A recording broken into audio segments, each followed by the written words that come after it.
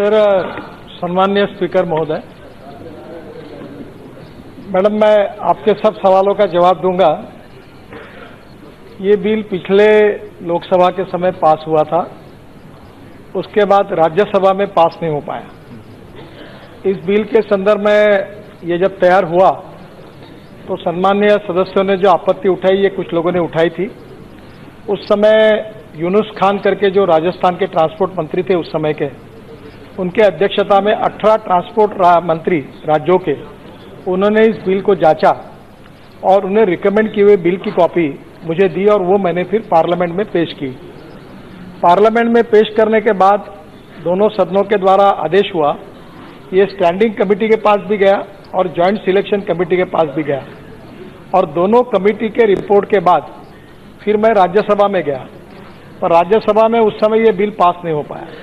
वही same bill आज मैं फिर से एक बार आज सदन में प्रस्तुत किया।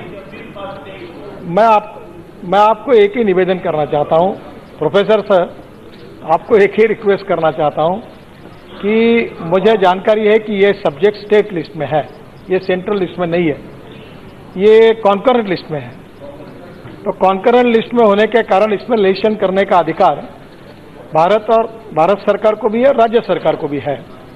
पर इसमें से मैं आपसे सबसे पहले आपको आश्वस्त करना चाहूंगा कि जिसका आपने उल्लेख किया था, उसमें जो स्टेट इसको करना चाहता है वही कर सकता है, जो नहीं करना चाहता है उसके ऊपर कोई बाइंडिंग नहीं, कोई मैंडेटरी नहीं है।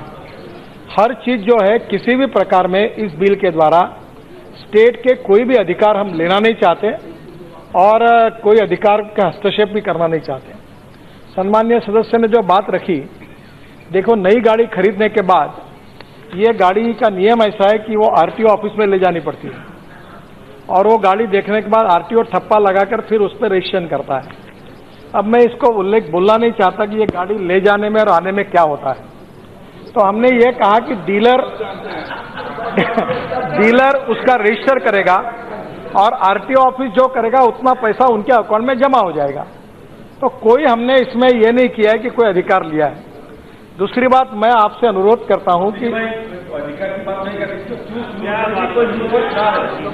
पहली बात, मैं सब चर्चा के लिए तैयार हूं और आप जो भी बात ध्यान में देंगे, सम्मानित सदस्य आप लाकर देंगे, ऐसा होगा उसको सुधार देंगे। डिटेल चर्चा के समय डिबेट कर लेंगे। माननीय सदस्य सर, मैं आपको वही बता रहा हूं, आपके 18 राज्यों के ट्रांसपोर्ट मंत्रियों ने स्वीकृति देने के बाद, 18 राज्यों के ट्रांसपोर्ट मंत्रियों की स्वीकृति लेने के बाद उन्होंने तैयार करके सूचनाओं को स्वीकारते हुए बिल तैयार किया।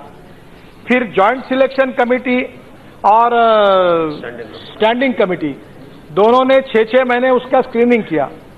मैं थोड़ा सा एक बार फ्रस्ट्रेट भी हुआ हूं, क्योंकि जिसका उल्लेख आपने किया, हमारे यहां हर साल 1.5 लाख मौतें होती है और 5 लाख एक्सीडेंट होते हैं।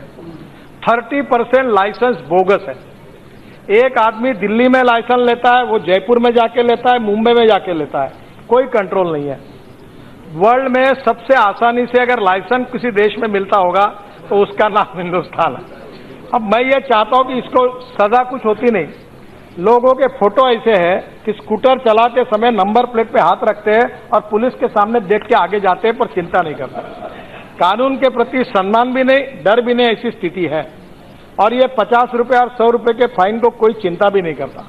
इसीलिए लोगों की जान बचाने के लिए, और मैं आपको भी बोल चुका हूं कि ये मेरे डिपार्टमेंट का सबसे बड़ा फेल्योर है और मैं उसको स्वीकारने में संकोच नहीं करता कि 5 साल मैंने कोशिश करने के बाद में भी केवल 3.5 और 4% एक्सीडेंट कम हुए।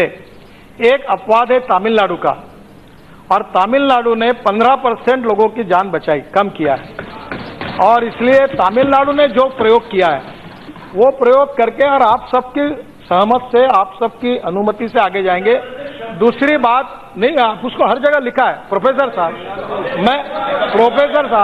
आप सुन लीजिए, मैं आपको आश्वस्त करता हूं कि कोई भी बात राज्य के ऊपर बंधनकारक नहीं है। मैं लंदन ट्रांसपोर्ट का एक मॉडल देख के आया, जहां डबल डेकर बस और 9 ऑपरेटर चलाते हैं। हमारे ट्रांसपोर्ट सर्विस को हम सुधारना चाहते हैं, इलेक्ट्रिक बसेस को लाना चाहते हैं, और इलेक्ट्रिक बसेस की शुरुआत हुई है। कल मैंने इथेनॉल की बाइक का इनॉग्रेट किया, उसको टैक्सी बनाना चाहते हैं।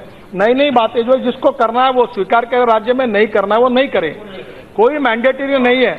मैं स्टेट का कोई अधिकार हम नहीं लेना चाहते। मैं आपको इतना ही कहना चाहता हूँ, आप चर्चा करिए। चर्चा में जब भी आपको लगता है, दूसरी बात, मैं आपके साथ बैठता हूँ ना, आइदर कन्विंस मी और कन्विंस बाय मी। अगर आप मुझे कन्विंस करें तो मैं पीछे हटने के लिए तैयार हूं, पर ये लोगों की जान बचाने के लिए इस बिल को अभी तो भी करिए, अदरवाइज देश में इतने बड़े 1.5 लाख लोग मर रहे। मैं भी अपघातग्रस्त हूं, मेरा पैर 4 जगह टूटा था और मैंने 5 साल सब कोशिश करने के बाद में भी ये बिल नहीं आ पाया। मैं आपको कोई पॉलिटिकलाइज बिल नहीं, मैं आप सबके साथ बैठकर, ये जो ज्वाइंट सिलेक्शन कमेटी थी, स्टैंडिंग कमेटी थी, इसमें आप सदस्य सभी पार्टी के थे। मैं उनके पास गया 2-2, 3-3 मीटिंग में, सेक्रेटरी गए, फिर आपके 18 राज्यों के ट्रांसपोर्ट मंत्रियों ने देखा। इसके बावजूद आप लोग नए चुनकर आए हुए लोग हैं, आप भी लोग हैं, आप जो कहेंगे मेरे साथ बैठिए, मैं आप जो कहेंगे उसको मान्य करने के लिए जो पब्लिक इंटरेस्ट में तैयार हूं। इसमें कोई हमारी राजनीति नहीं है, पर लोगों की जान बचाने के लिए इस बिल को आप स्वीकार करें, यही मेरा